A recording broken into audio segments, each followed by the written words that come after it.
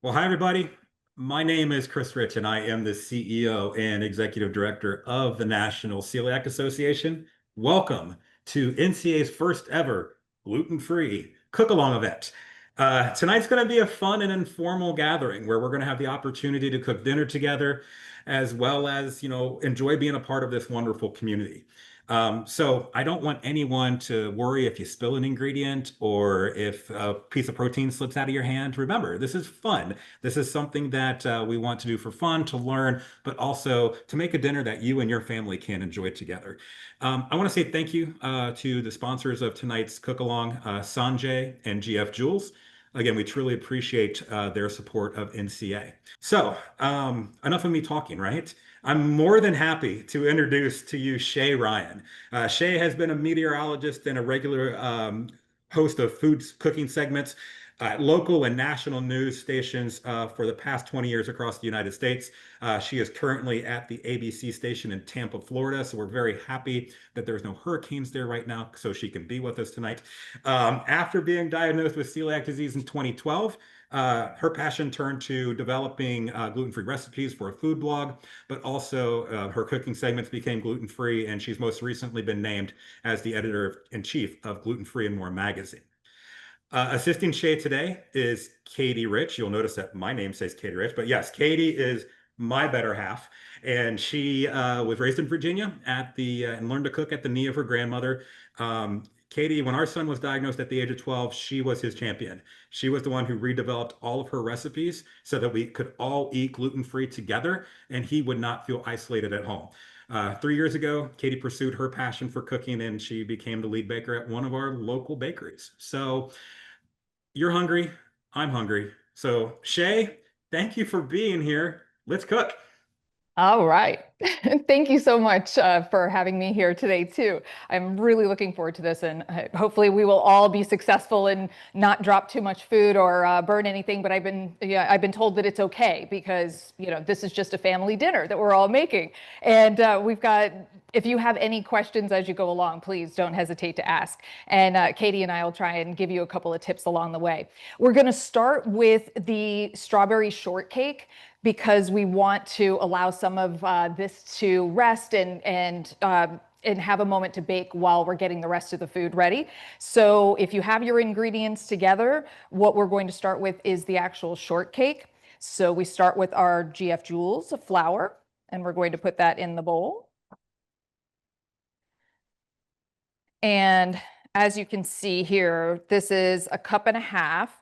One of the things when we talk about gluten-free flour is that the recipes are often developed with a specific flour because gluten-free flours are so different from one blend to the next. So it is important when you're following a recipe, if they mention a brand of a flour, you want to stick with it. Otherwise, just be aware that the results will be different. Sometimes the results are, the same or very similar, and sometimes they're extremely different. So if you're new to gluten-free baking, that's probably the first and most important thing I would say to know is really learning and understanding your flour. So in addition to the flour, we are going to have baking soda, baking powder, and salt. And I've already measured mine out. And then we've got our granulated sugar. And we'll just mix that together real quick with a fork. And if you want to make this dairy-free, there are a couple of options for you. A lot of us with celiac disease also have dairy issues. So with that in mind, I am using whole milk, but you can also use what I find is the creamers, like a coffee creamer that is dairy-free, tends to have enough fat and flavor in it that it will equate to a whole milk. And then instead of butter, you can always use coconut oil as well. And I think eggs are a little more difficult, so I don't have a great substitution in this recipe for eliminating the egg. But we're just going to combine those wet ingredients right here.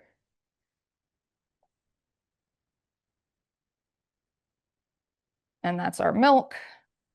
Hey Shay, did you Yes. remember to preheat your oven to 375? I did. All Thank right. you for asking. That was what you heard there in the background, the beep, beep, beep. So yes, that's what, thank you so much for mentioning that. So right, if you have not preheated your oven, absolutely, you want to do that now. Another thing I've learned in gluten-free baking is it sometimes takes a little longer. All those lovely rice flours and the untraditional flours, they really do need time to, soak up those liquids and bake a little longer. So don't be discouraged if you have to add another few minutes to whatever your recipe might say.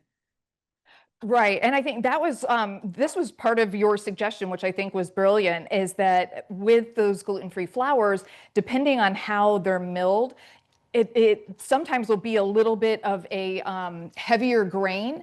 And when that happens, if you find grittiness in your baked good, if you do what Katie is saying, where you're letting it sit for a little bit before baking it, it'll allow it to absorb that moisture better and you'll be less likely. It's not always the case where, it absolutely is a guarantee, but you'll be less likely to find that graininess. For sure. All right, so now we're just mixing our wet with our dry. And at first, you can see how quickly, first it looks really wet and it doesn't look like you have the right ratio of wet to dry, but watch how quickly this all comes together. And it's again, just the difference between gluten-free flours, and this flour in particular has a very, very finely milled grain. And there's also a lot of starches in it, tapioca starch and corn flour and cornstarch.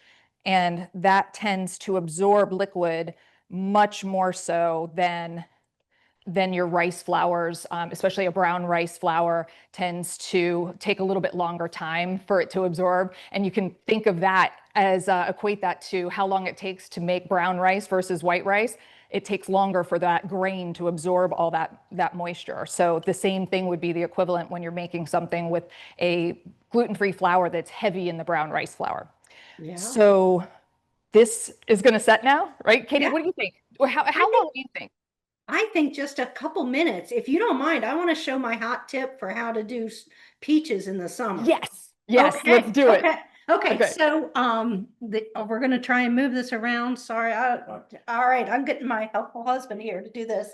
So growing up, we always had peach trees in Virginia, and we would can a lot of them. But hot tip, we don't have strawberries here right now. That ended in June. So I have a pan of boiling water on the stove. Got some beautiful fresh Ohio peaches here. And if you just put your peach on a fork, dip it in the hot water, count, 3 Mississippi or whatever you want to count to. And then you take a dry paper towel. If your peach is perfectly ripe, which I'm not promising, but it might. Oh, it slipped off. That's a good sign. That is right.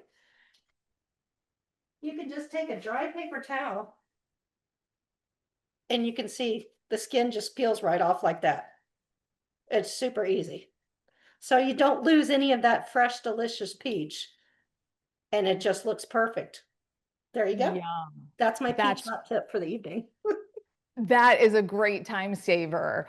It So is. now when you cut up your peach, is Uh-huh. that also going to help it to absorb whatever the liquid is in the flavor from the maceration? I don't know about that, but it certainly keeps the peach more intact, especially if you're canning or anything like that, or using it for salads or grilling it on a pizza, maybe.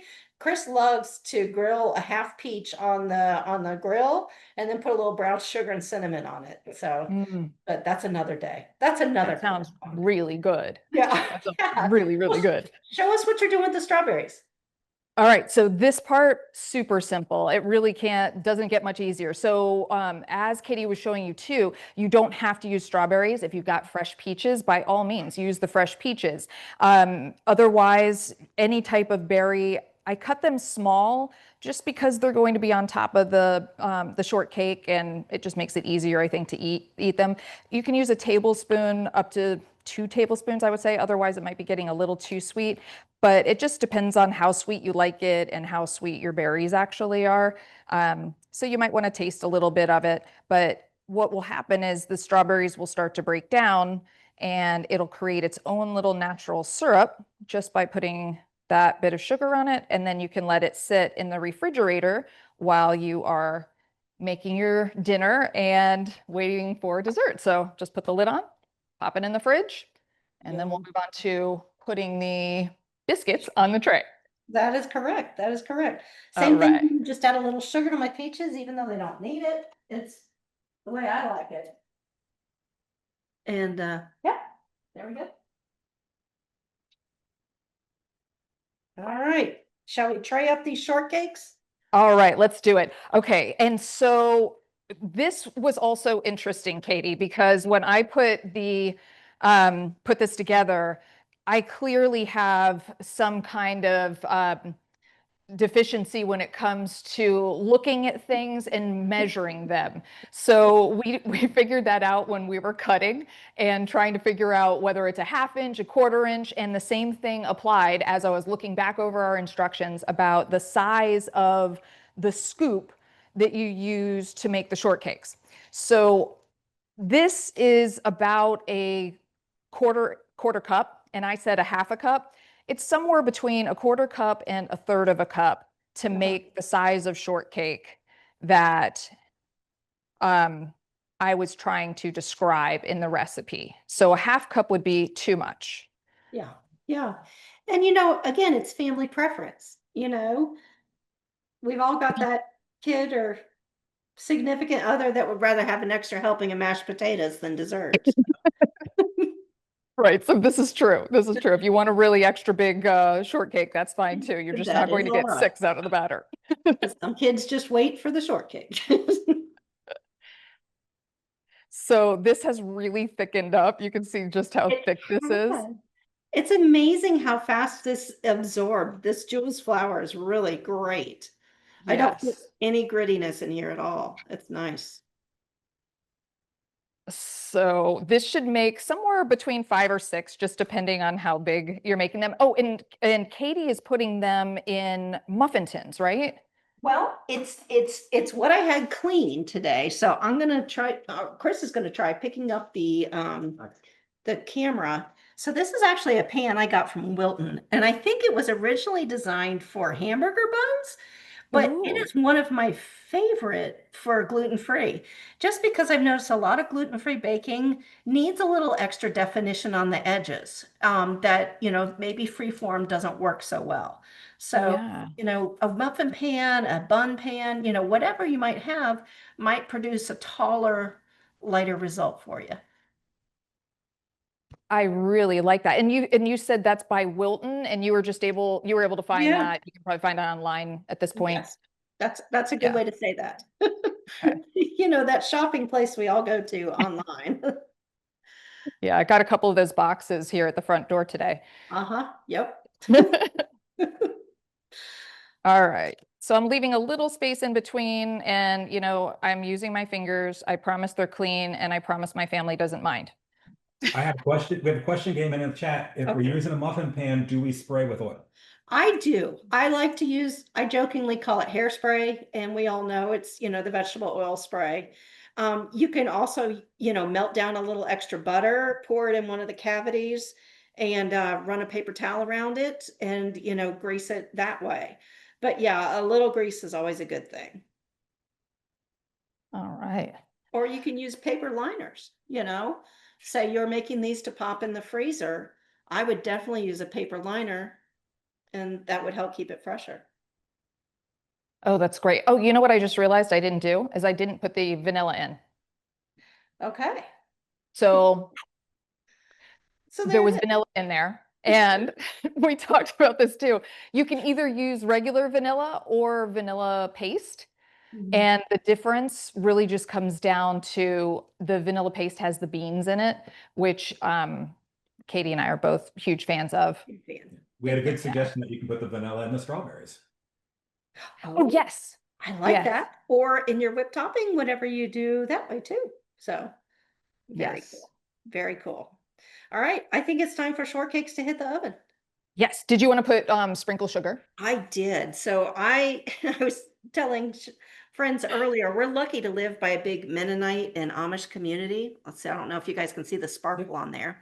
Oh, But they sell sprinkles in bulk, which is just fantastic. So, um, there are all kinds of places online too, but I love that coarse sanding sugar. Or you can use any colored sanding sugar you have in your pantry. Is your kid a purple fan? Let's have some purple sugar. How about granulated sugar? Granulated sugar sounds good too. All right. awesome. All right. All right, so we're gonna pop these in the oven and they are going to go in for 15 minutes. So that should give us ample time to get the rest of this going. And I have to set a timer. Me too. All right, so 15 minutes, and now we are on to the main dish. All right, I'm just gonna grab a couple of things and bring them over here.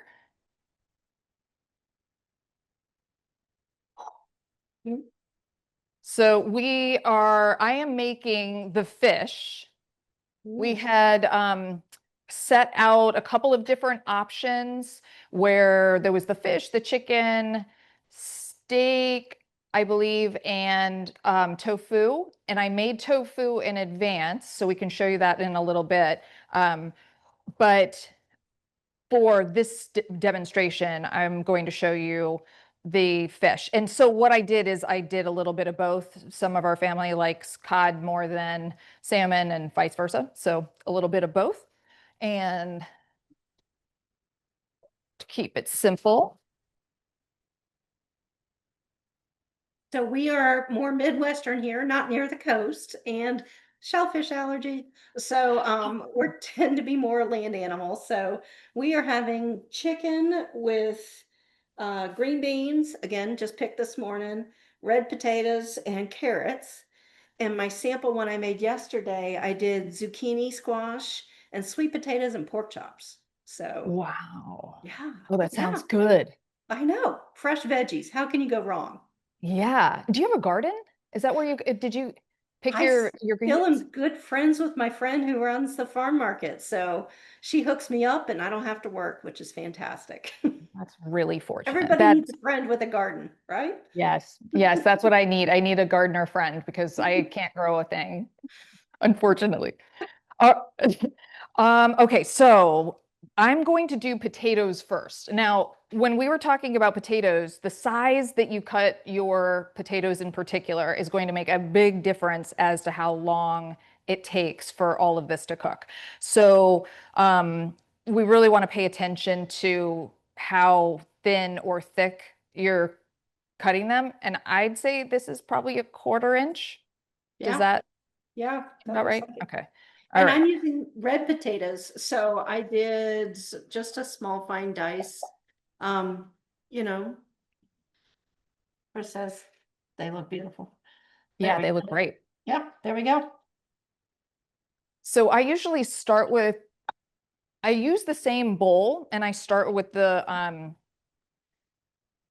starch, potatoes in this case, and I just put on some of the olive oil. And then one of the things that we've all noticed too is that the sauce is pretty salty. So if you're using the sauce in this recipe, you probably do not want to put any salt on your vegetables or your proteins or your starches for that matter. At this point, just wait for the sauce. It'll be plenty. You can always add more later. And then just get that mixed around. I usually need a little more oil. And you can also do this right on the sheet pan if you want. You don't have to use a bowl. This is just kind of, I don't know why I've gotten into this method, but I have. I just always seem to do it in the bowl first. I like to mix it around and get all the seasonings in place. Make sure everybody's coated really well in the oil and the flavors. And then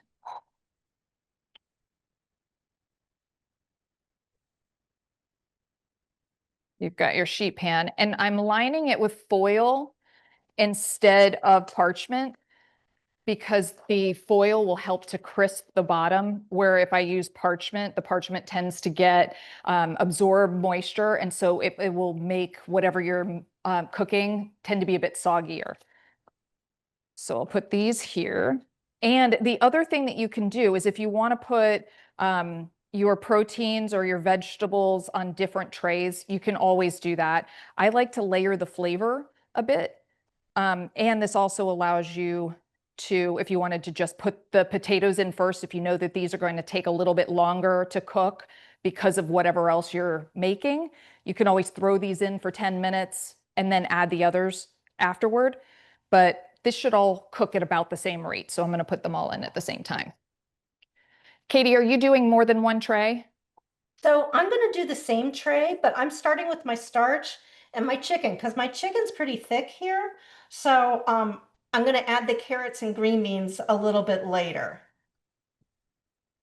And you're going to do them side by side. I am, growing up, we always used to cook like a Sunday roast, and instead of a tray or anything underneath it, we would put it on top of the veggies. So that's where I'm comfortable, but by all means, whatever's good for your family, do what you do. My son is the food scientist, not me. So again, home cooking here. Yeah, I always think of like when you make like fish in parchment paper and you wrap it together and all of the flavors meld when you're baking it. And it's always a guessing game when you open it up, whether everything is cooked or not. But I always find that really fun too, that it just adds, puts all the flavors together. So Hey, we had somebody ask if we should wait to throw the potatoes in until the shortcake is done. I think they're fine together. What do you think, Shay? yeah, as long as you have enough room in your oven. Yeah. Yeah, if you're ready to put yours in, sure. And you've got enough room. The only thing to keep in mind is if you're stacking them on top of each other, convection is supposed to keep both of them browning. I find that doesn't really even work in my oven on a convection mode. But if you're concerned about browning, then I wouldn't stack them on top of each other. I would try to make sure that they're going to go in side by side. All right, Shay, I'm going to turn the camera over to my husband real quick All because, right. of course, the dog has to go out. This is life. Well, I was gonna no. And as we're cooking, I just wanted to I'll just do a little thing here. I want to thank all of you for supporting NCA with your attendance and your participation tonight. Future cook-along events and other community events that we bring to you are all possible through your generosity and donations to our organization. So you can help us to continue to provide fun opportunities such as this one. You could just have to all you can do, you need to do is text us. You can text NCA to 44321 and you can make a donation today. You can also go to our website and hit the donate page. But again, thank you for joining us as we take this little break while she walks the dog. So there you go. I love it. And I didn't even hear that the dog was asking. You've got a very polite dog. Mine would have been ours would have been making She politely taps the door is what she does. So there's that. But she's very polite. yeah, she is. All right, so So what do you adding on there, Shay? They look like peppers. so Yeah. yes, so I've got the onions and peppers. I did just red peppers. You want to make it as colorful as you want. You can add whatever color peppers. And then I've also got zucchini and yellow squash. And I'm just laying it out and just scattering it about. And if you want something a little browner, a little crispier, just keep those things in mind as you're layering it, or go with different trays, separate trays to ensure. These potatoes are not going to be crispy based on the way that I'm doing this, but I'm okay with that in this scenario. And then the vegetables are all set. And now you can just put your fish on top. That's good looking fish right there. Not bad. Costco. There you go. All right, and then So one of the things too that I like about the sheet pan dinners is that it's really easy for weeknights if you have a lot of this prepped, and so much of this you can buy already cut if you want to, or if you have time and you can prepare it in advance in the morning or the night before. When you come home, it really doesn't take long to throw this all together, and it cooks at about the same rate. I might be over seasoning a little bit there. That's And, gorgeous, Jay. and it Look at just all makes the it fun really easy. colors. Thank you. Oh, sorry. Did yours already go in the oven? I put my chicken and my potatoes in. Yes, I did. Yes. Okay, great. All right, so this guy's going in.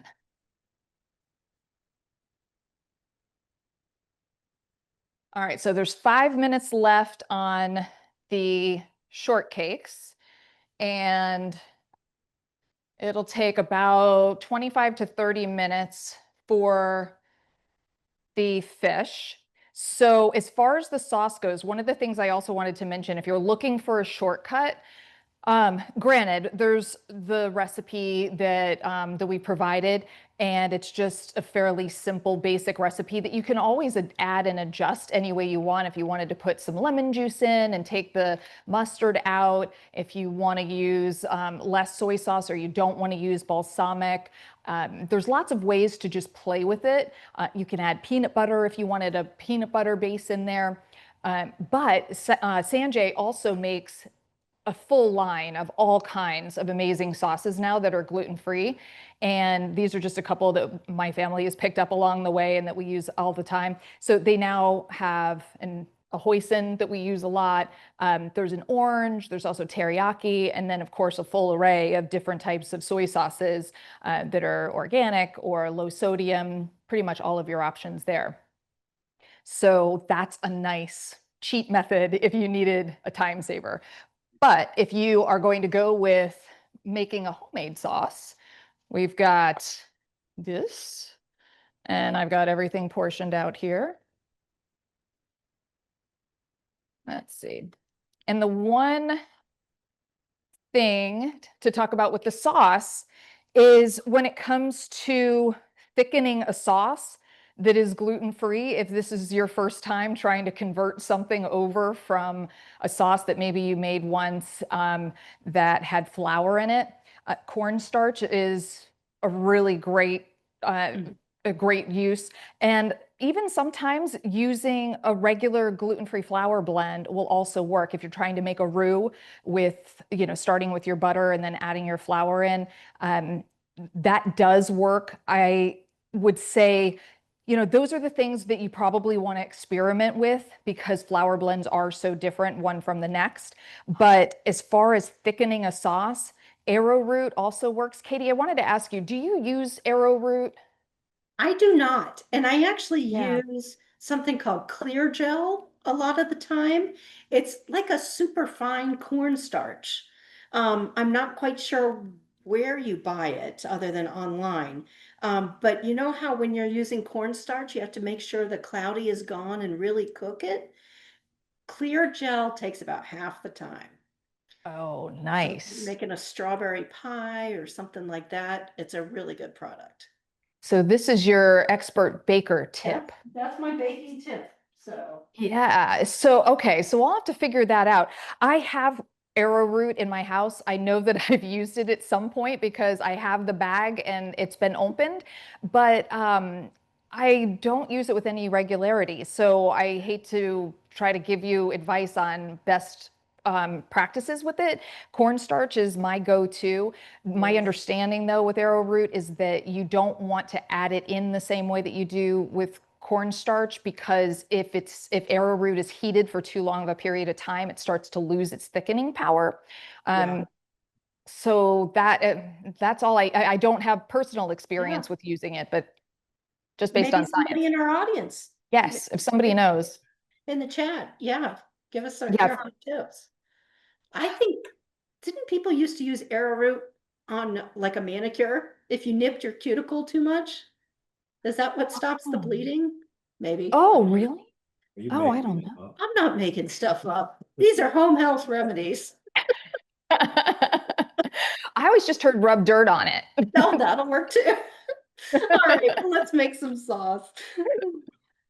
So as far as the cornstarch goes, what you want to do, what Katie was talking about, is you want to make a slurry. So if you are adding cornstarch in its powdered form, when the sauce is hot, you're just going to get a clumpy mess. So in order to prevent that from happening, you either need to add the cornstarch to the liquids before they're heated, or you add it to water and you dissolve it in the water and make what we call a slurry before adding it. And then you can add it to a hot liquid and you just add it slowly and make sure you're stirring really, really quickly so that it gets added in. But what I typically do, I like the method of just adding the cornstarch before anything is heated. So I'll do this with when I'm making a pie filling. Even with frozen fruit, I just throw the cornstarch in its dry form on top. And as the berries start to melt, before I turn the heat on, they'll start to melt and it just helps to dissolve the cornstarch. So we're just oh, go ahead, Katie. I'm gonna say my shortcakes need a couple more minutes. Okay. While we wait a couple minutes, we did have a question since you brought up the clear gel. Okay. So how do you use the clear gel? What's the ratio? It's very similar. Sorry, I gotta get the mustard out of the fridge. It's just the same as cornstarch. It's just the same as cornstarch. It's just be the difference like between your super fine white rice flour and regular white rice flour, if that makes sense. Yeah, so it may weigh different. If you were weighing it out, it would be different than weighing out cornstarch. But if you're using a teaspoon, it's still a teaspoon. Is that what you mean? Exactly. That's how I would use it. So Yeah. Okay. I've got to get my hands on some of that. now I know what to send you as a thank you. So for the sauce, in the instructions, we have it made on a stovetop, but you can also make it in the microwave. I'm using a Pyrex, handled dish here, or measuring cup, and we're just putting all of the ingredients in at once. So we've got the sesame oil. I put in the gluten-free soy sauce, the sesame oil. This is honey, and mine crystallized a bit, but it is still honey, I promise. And then Dijon mustard. And I'm just stirring as I go. I'm putting in the smoked paprika as well as the cumin. I like both flavors. I love that spice. I mean, smoked paprika, you think, yeah, it's paprika. No, it really adds something. I agree. It's one of my favorite spices. I used to have a college roommate who always said paprika is the wonder spice. I could see that. Right. I am turning my potatoes a little bit. I let my chicken cook just for a few minutes here. Oh, there are shortcakes. I'll go pull those here. And I'm going to add my green beans and my carrots.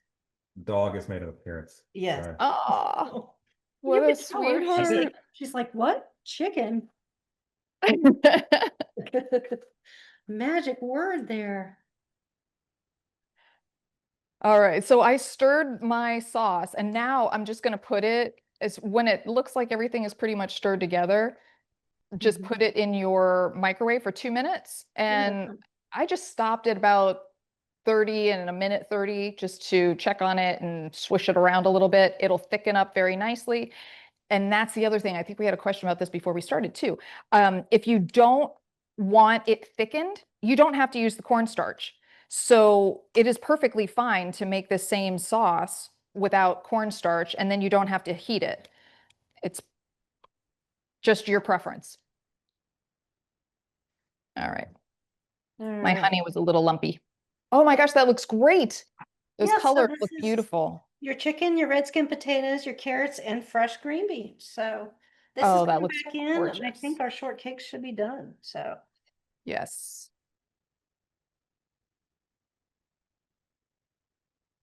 Oh my gosh, they smell so good. Ooh, is anybody else taking theirs out now too? Oh, that smells so good. Look at how beautiful. And they puffed up so nicely. Really did. Oh gosh, and they're really soft. I don't know if you can see that too, how soft they are. Yep, yep, yep. Yay. Oh wow, nice. Just a nice serving size, you know? There we go. Shortcakes.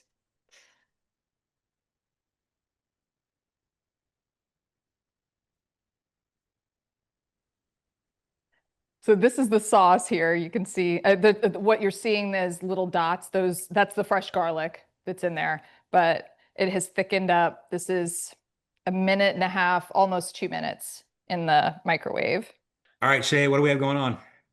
All right. Well, so at this point, if you're going to put the sauce on top of your dish in the oven on top of your sheet pan, wait until you're just about 5 minutes before it's done, and then just take the sauce and drizzle it on top, and then shut the oven door, let it cook for the next 5 minutes. And then we talked about doing a dairy-free version of the shortcakes.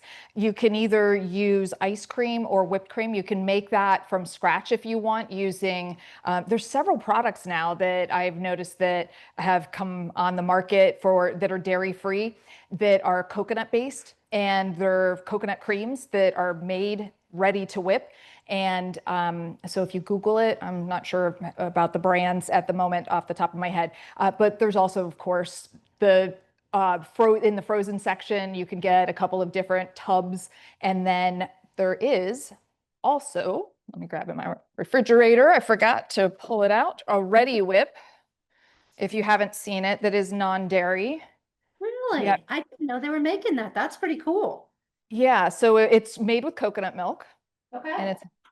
it comes in the regular, dispensing Mm-hmm. pan. Of course, my hands are slippery. See, this is what happens when you're in your own kitchen, right?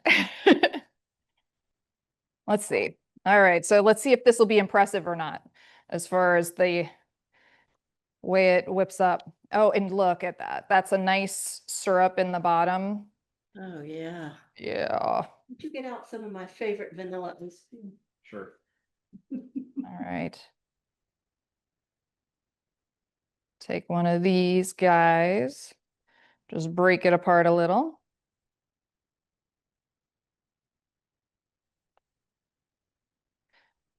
I just heard my son's door open. He must know that we're making the shortcake now.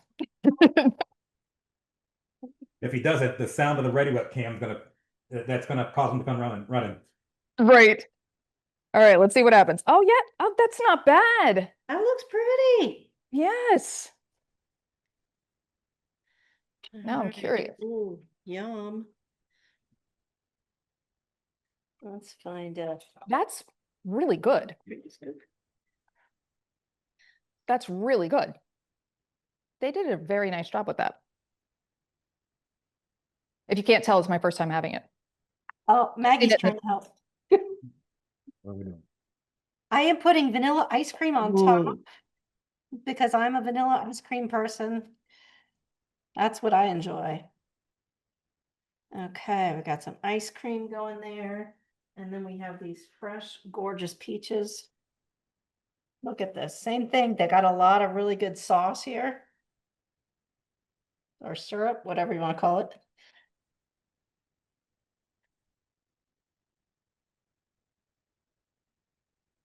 There we go. And then we'll put the hat on top. There it is. Peaches and cream shortcake.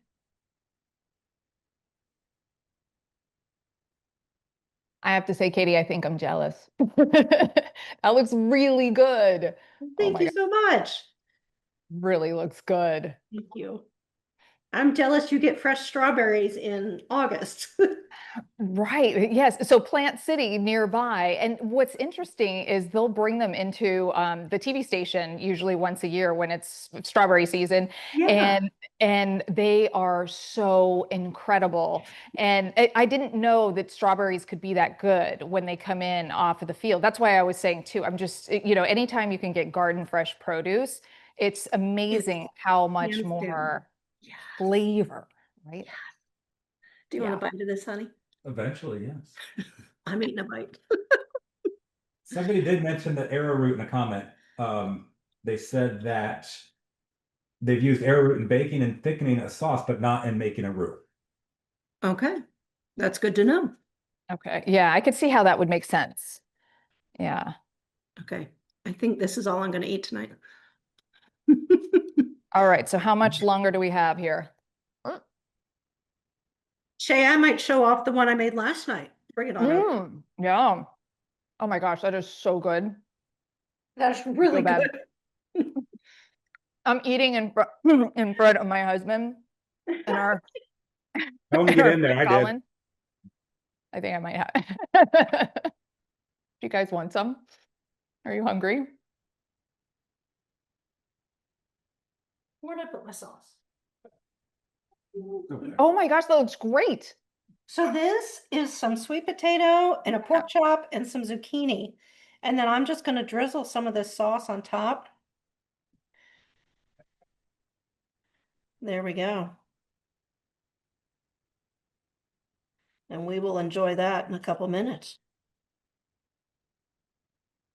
I love sweet potatoes. I don't know about anybody else, but they always taste good to me. I agree. How long did it end up taking you? I know we were talking a lot about timing when it comes to how large you cut something is a big factor in how long it'll take to cook. So what did you find with yours? So the sweet potatoes did take a lot longer than the white potatoes. And I don't know, Chris is going back to some more peaches and cream. Sorry. And again, I cut them very small. I'd say a 1/4 inch dice. But they just, maybe my potato wasn't the freshest or whatever, but there we go. But I guess that's one of those things too, where it's an example of how a recipe is not always exact science. It's not, it's more of a guide than a rule. And just, make sure that you're paying attention to your own instincts and trust your own instincts. If it seems like something isn't cooked well enough, by all means, cook it longer than what the recipe says. And, Use your usually, nose. Yeah. go ahead. When your nose tells you it's caramelized and it smells good, then it's done. So, yeah. Yeah, and if something smells like it's burning, run. Yeah. Then yeah. Oh, and I'll show you too. Okay, so this was my first time making tofu, Ooh. and I was fortunate enough to have our friend Heidi over today who makes a lot of tofu, or at least enough that she had some good guidance for me. And so what she was explaining to me is, and we made 2 batches. So make sure that you're pressing it. If this is your first time and you haven't made it frequently, make sure you're pressing it out and getting a lot of that liquid out ahead of time. And then you definitely want to make sure that it has a lot of, not, greasy, but you want to make sure that it has been generously coated with olive oil and your seasonings. And even though I put everything on top of the vegetables, if you really want your tofu to be extra crispy, put it on the surface and make sure that it's touching the pan itself. And then it gets really crisp, and it'll have a nice crisp coating as if it had a coating on the outside of it, but clearly it doesn't. Jay, what are the purple coin-shaped items on there? So those are fingerling potatoes. So it's white and purple, or actually gold and purple fingerling potatoes. And I just cut them like coins. I'll grab a fork here. Sure. So that they're super thin. And this is my method for making sure that things cook more quickly. It looks more, the colors, they get a little muted when it bakes, but you can see how they're. And you were just talking about the crispiness of tofu, and Molly put a thing in the chat here and said if you live near a Trader Joe's, their high protein tofu works great, and she's found it does better than other tofu for crisping. That's great. That's a good tip. Oh, great. Great tip. Yeah, so there are mushrooms, no tomatoes, mushrooms, potatoes, green and yellow peppers and onions, and then the tofu. And I have to say, it really is very tasty. How long The did you way have the to bake flavors it all come for? together. This one was 25 minutes. Okay. Did I do 25? Yeah, 25. Yes, 25. Had to think it through. Speaking of which, I'm gonna check mine in the oven, see how this sheet pan's coming out. Okay, The chicken. I'm taking another bite. I just love the sense of community and how we're all learning from each other and we're all just fantastic cooks. Yeah, I mean, it does. I'm sure we've all experienced this in a very similar way, but when you're making that transition from cooking one way and then trying to cook gluten-free, it is, it's scary, it's sad, it's frustrating, and you have moments of success and then these huge failures. And sometimes you feel like you're just never going to get it right. And then as time goes on, it gets better and better and better. And I know, after it's now been what, 13 years, and I'm still learning every single day. And in a lot of ways, I find it fun, but I can see how it could be really frustrating and difficult. And so it's just great to be able to share this with everybody. And hopefully this makes it a little more fun for those who maybe don't find it quite as much. Yeah. We did have a question come in. It's about meat thermometer and how do you know when your fish is done? And since you're cooking up the fish, Shay, I mean, there's a Yeah. tip in here that says something, I think James Beard said something about thickness. What are your tips for fish and knowing when it's done out of the oven? So I usually go with flakiness. Just if you can take a fork and it flakes and the color is not looking, well, if it's, salmon, it would look like, darker pink in the middle. And it's okay to have a little bit of color, but you just don't want it to look raw in the middle. But it wouldn't flake if that were the case. So I just go with the flakiness. That's usually it. Good to know. What was the James, you said James Beard had or who was it? I didn't Yeah, quite. it says, hold on, let me pull it up here real quick. It says, per James Beard, fish cooks at about 10 minutes per inch of thickness. Okay, so that makes sense. Mhm. I would say it makes sense if you know whether you're baking it. I usually, if I'm broiling fish, I can put it really close to as high as you can get it. And I would say salmon, okay, correct me, Katie, how thick is is salmon? Is it about a half inch or would you say an inch? Okay, I would say more like an inch. an inch, right? So So probably like 8 to 12, minutes, wouldn't you say? when I broil, I can do salmon and I think it comes out perfect at 4 to 5 minutes.